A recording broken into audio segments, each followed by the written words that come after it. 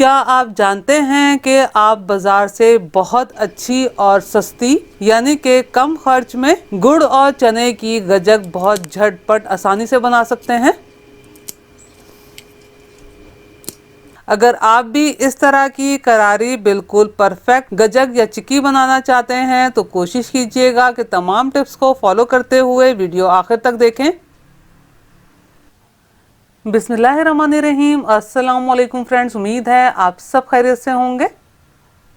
चाशनी तैयार करने के लिए यहाँ 1 कप गुड़ पैन में शामिल किया है, जिसकी वज़न में बात की जाए तो तकरीबन 180 ग्राम है।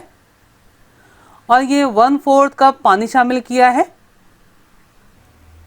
और ये 2 टेबल स्पून चीनी शामिल कर रही हूँ।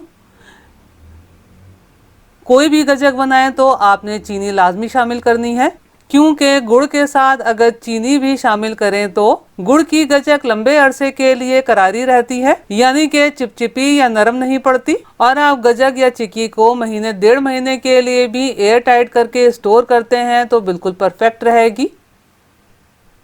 अब इन्हें मीडियम टू लो फ्लेम पर मुकम्मल तौर पर मेल्ट हो जाने तक पका लेना है।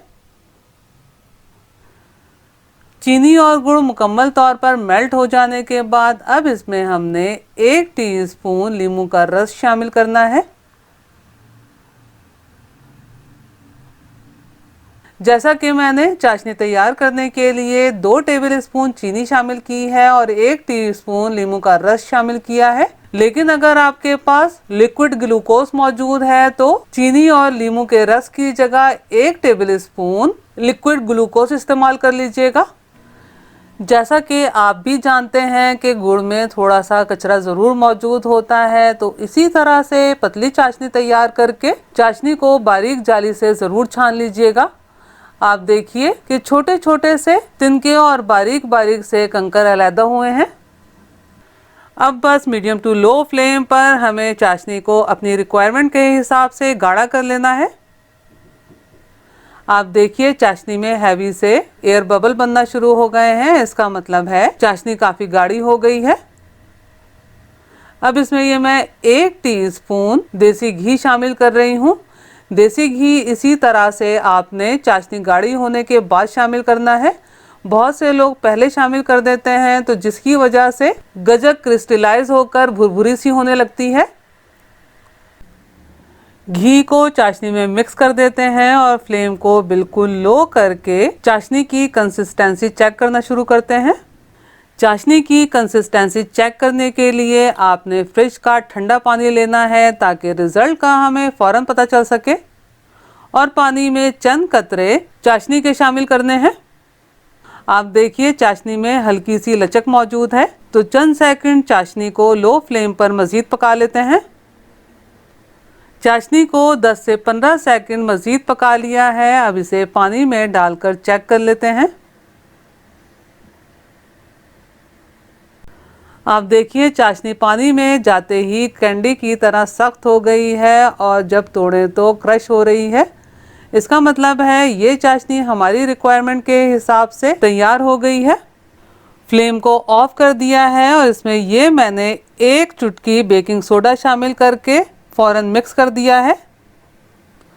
अगर आप लिक्विड ग्लूकोज इस्तेमाल करते हैं तो आपको सोडा शामिल करने की कोई ज़रूरत नहीं है। अब इसमें ये मैंने 1.5 कप भुने हुए चने शामिल किए हैं, जिनकी वज़न में बात की जाए तो 150 ग्राम है। चनों को अच्छे तरीके से चमचा चलाते हुए चाशनी से कोट कर लेना है। अब फ़ौरन ही आपने ग्रीस किए हुए चकले पर या किचन काउंटर टॉप पर डालना है।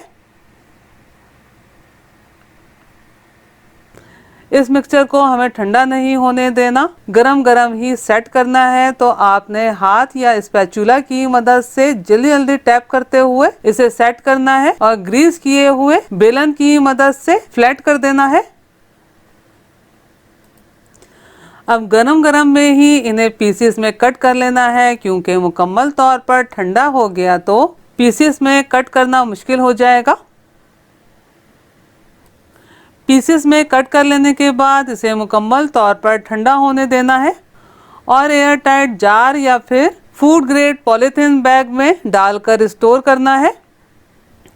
तो आपने मेरे तरीके से ये गजक ज़रूर बनानी है और मुझे कमेंट्स करके बताना है कि आपको मेरी रेसिपी कैसी लगी। अगर आपको मेरा काम थोड़ा सा भी पसंद आया हो तो मेरी वीडियो को लाइक कीजिए, अपने दोस्त अहबाब में शेयर कीजिए, चैनल को सब्सक्राइब करना और बेल बटन को क्लिक करना बिल्कुल भी मत भूलिएगा। अल्लाह हम सब का दस्तरख्वान हलाल रिस्क से वसी तर फरमाए, आमीन। मुझे और मेरी फैमिली को भी अपनी दुआओं में याद रखिएगा। अपना और अपनी फैमिली का बहुत ख्याल रखिएगा। अगली रेसिपी की वीडियो तक के लिए अल्लाह हाफिज।